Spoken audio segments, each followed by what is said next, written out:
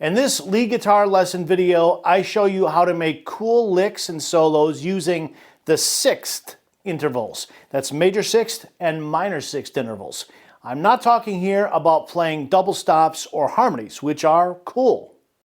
Today we talk about how to use the sixths as a basis to play some very cool guitar licks that you can use for improvising or soloing or composing cool melodies and songs. Now the cool thing about major and minor sixth is that the jump up or the jump down when playing the intervals is a pretty dramatic gesture melodically. So grab your guitar and let's get started.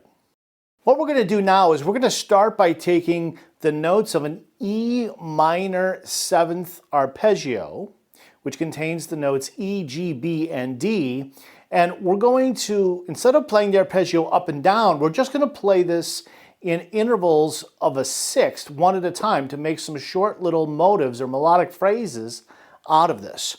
So here's what we'll do. I'll put the backing track on in just a minute, and when I do, we're going to start with, we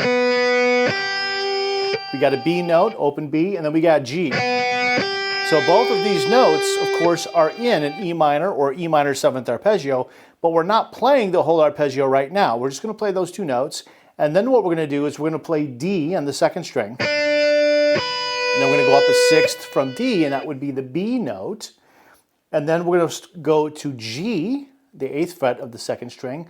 So this is a G note, and then we're going to play E on top, so that's a sixth. And then we'll play B and G, and then we'll play D and B, and then we'll play G and E way up high. All right, so now let's hear these intervals over a backing track.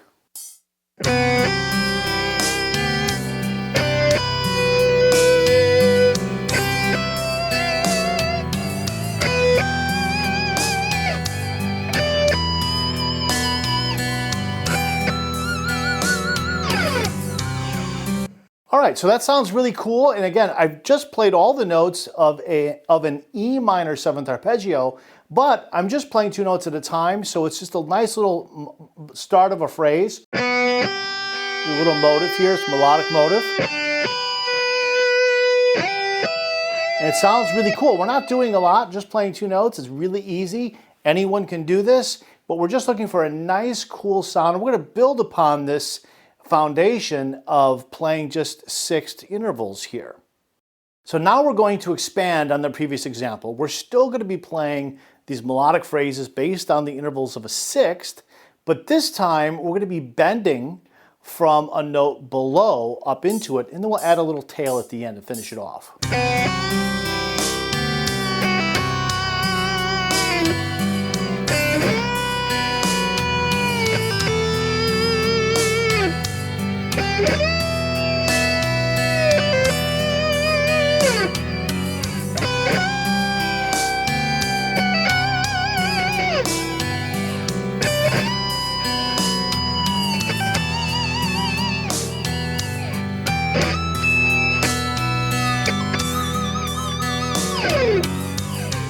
All right, so as you hear, it's still the sixth, right? It's still that interval. We're just bending up. And we're just adding this little thing at the end just to make it sound nice. Now, before we go any further, if you want to learn more about how to put more emotion into your guitar solos, check out this video that I've released here on YouTube on that topic. I think you'll really like it. In this next example, we'll still be using the intervals of major and minor sixths, but once we get to the high note, we're going to bend up a whole step or a half step, depending upon whatever the correct note is in the key there, and then we'll release the bend down. So it's almost like an Appoggiatura. So let's check this out with the backing track and see how this sounds in this context.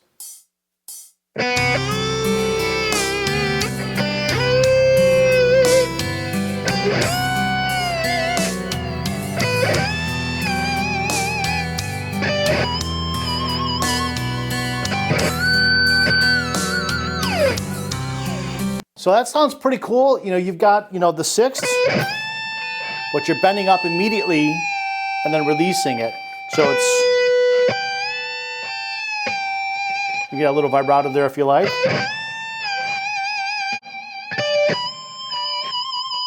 It's a really cool effect, really cool way to use these melodic sixths.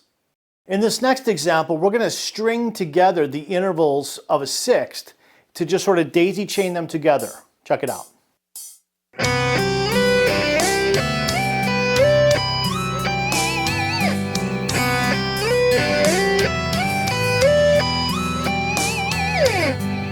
Really cool sound when you're playing basically the first sixth.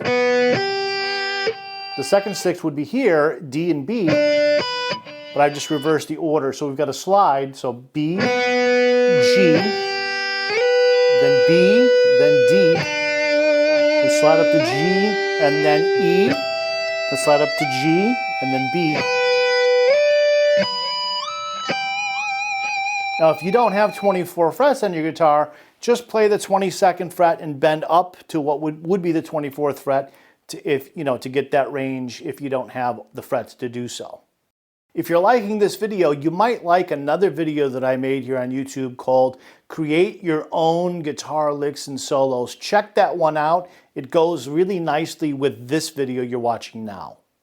All right, in this next example, we're going to double pick each of the notes as we daisy chain the intervals of the sixth together through the arpeggio.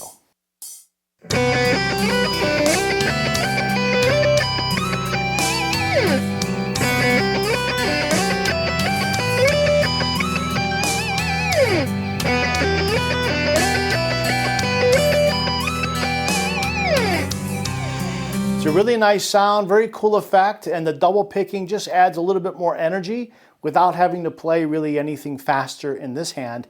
Also, anytime that you double pick through any lick or technique or whatever, that's a really good exercise to build the synchronization between the two hands. In this next example, we're going to play through the major and minor sixth intervals, but this time, instead of going through the E minor seventh arpeggio, we're going to go through the entire scale on two strings.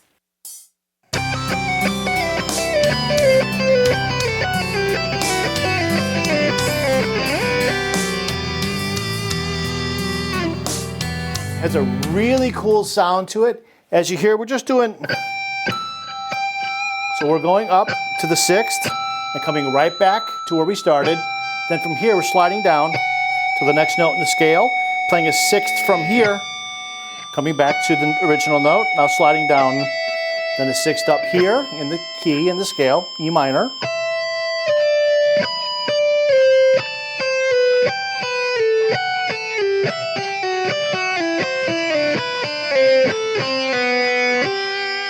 And that's the note, this G is where you would end that whole sequence. It's a really cool sounding lick. You can use this anywhere when improvising, writing melodies, solos. It's a very, very cool thing. These sixths sound great.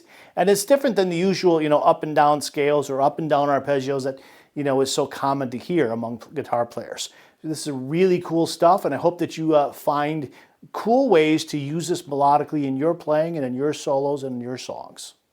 Now let's talk a little bit about how do you practice using these sixths in your lead guitar playing. Well, one of the common ways, and we didn't talk about it today, common ways to use sixths is to put them on two strings, let's say like the G string and the high E string. And you can play these intervals and kind of use them as double stops. And there's a lot of cool things you can do playing them that way.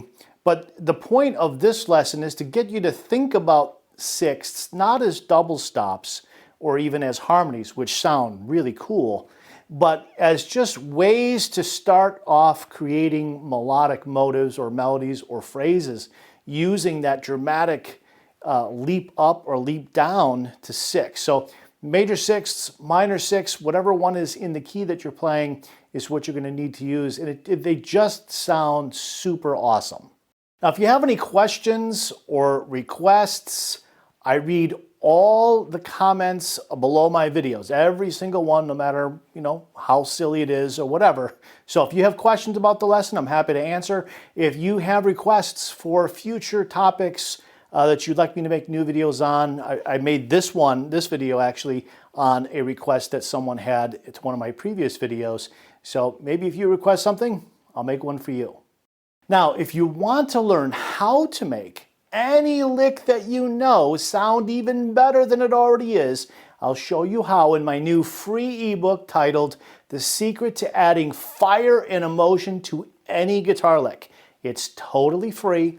Click on the link below to download your copy and make every lick that you know sound even better.